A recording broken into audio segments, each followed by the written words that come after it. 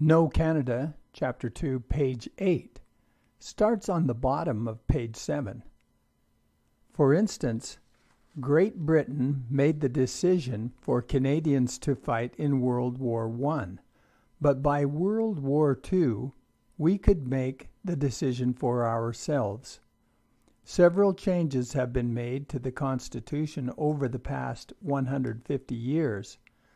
At first, Great Britain had to agree to the changes, but the Constitution was patriated in 1982.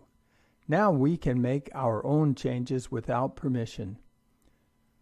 The Charter of Rights and Freedoms was added to the Constitution in 1982. More about this later. Some Canadian rights and freedoms come from England, common law, and the unwritten Constitution of England. Others come from the Civil Code of France.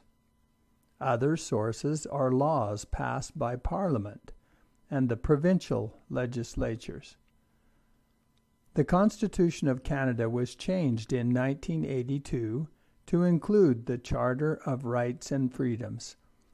It begins with the phrase, "Whereas Canada is founded upon principles that recognize the supremacy of God and the rule of law."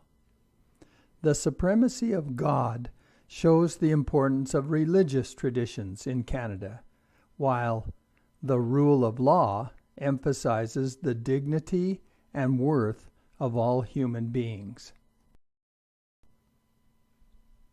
Freedoms are rights, usually given by the government, that say you can do things without the government interfering. No one watches to make sure these rights are enforced, but the government shouldn't limit them. The four fundamental freedoms are: 1. Freedom of conscience and religion. You can believe what you want, morally and religiously. For example, you can believe in abortion or not believe in it. You can believe in God or not believe. You can belong to any religion you want. Freedom number 2. Freedom of thought, belief, opinion, and expression. Freedom of speech and the press. You can have your own ideas. No one can tell you what to think. You can say what you want, and you can write it down and publish it, unless it hurts another person's rights. 3. Freedom of peaceful assembly. You can gather in groups and even protest, as long as you do it peacefully. Page 9.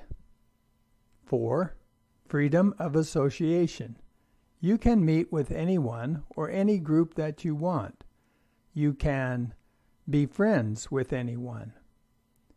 Rights are legal, moral, and social. People are entitled to them, and someone, like the police or the government, has a duty to make sure you have them. You can't have the right to do something one time and not have the right to do it the next time. However, there are limits on the rights you have.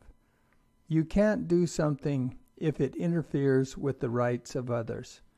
For example, even though you have freedom of speech, you can't use hate speech against someone else.